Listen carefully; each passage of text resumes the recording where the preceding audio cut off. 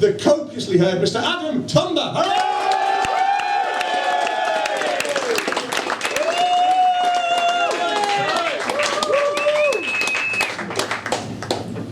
Good evening, everyone.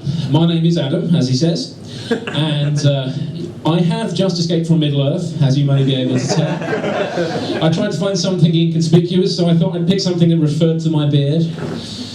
And I'm dealing with a crisis point in my life again. I have several every year. I'm on to say part 2 of this year's midlife crisis. I did one episode of BBC Mastermind earlier this year. I managed to learn some very important stuff, such as that widescreen isn't my friend. And now, in my mid-30s, I am reconciled to the idea that my silhouette is looking like a bearded Alfred Hitchcock. And one of the things that goes with mid-30s is the responsibilities. I have 2 small children. They're great. You know, they're kids. You know, you get good, you get bad. You know, you're young, you go to bed at 4 a.m. and you can sleep in till 11. If I'm stupid enough to stay up till 4 a.m, I'm fucked at 5:30. You do not know tiredness until you have had a child. But the part of the real frustrating thing about having them is the amount of time that you have to spend in front of the TV watching shows like Paw Patrol. Paw Patrol is there's suspension of disbelief, and then there's Paw Patrol. You've got this dystopian place called Adventure Bay where everybody there is so fucking stupid. They need to be rescued by 6 puppies, not even fully grown dogs that have had the chance to learn. No, puppies. They've got a police one, a fire one, they've got an air rescue, sea rescue, there's a builder, and that's always wrong. The builder's there at the end of the episode. He's not knocked off 20 minutes early. And then they've got one that deals with recycling. You know, his catchphrase is green means go. We all know he's the garbage man. And kids, this is where we're going to keep you in your place. Out of all of the Paw Patrol, the garbage man is the only dog that is mixed race. And what are they teaching our children?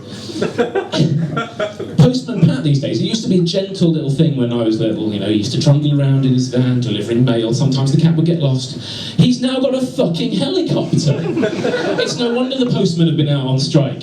There's no money for them because they're paying for Postman Pat to fly around all day in a helicopter, which has been customised so his cat has its own little capsule in it. That's not going to come cheap. And it's going to be one of those stories, you know, you hear in the news sometimes that a postman's retired and they've gone to his house afterwards and he's got a shed full of undelivered mail from 1975 onwards. That's going to be Postman Pat because he's basically spent all his time pissing about in a helicopter delivering one trampoline, which he couldn't figure out how to get diagonally into his van. But the kids just lap this all up and they believe it all. It's incredible.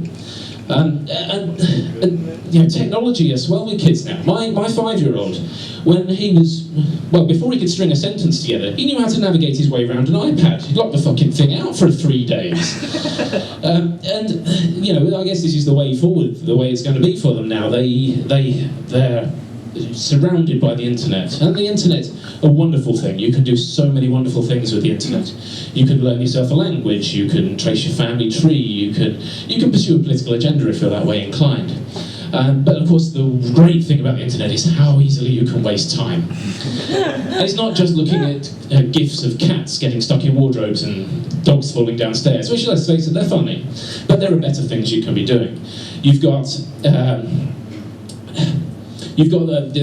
website BuzzFeed, which, for those of you who don't know, it used to be this fun thing that did little quizzes, and now it seems to have turned into a place where feminism is the only diktat.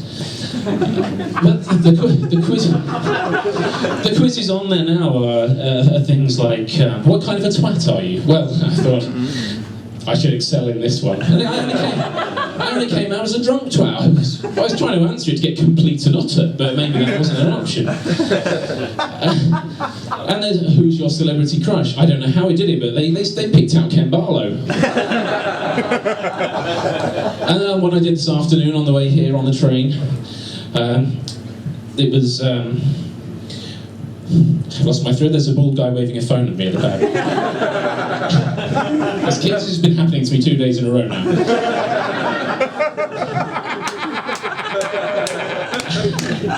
And the one I did today was, which is the best episode of Carpool Karaoke? Well, that was an easy answer. Tick, done. None of them. They've all got James Corden in, the fat twat. Ladies and gentlemen, I had a bit more, but I think that was a decent laugh to end on. I can feel there's a sniper rifle dot on my forehead, I think. So, thank you very much, ladies and gentlemen.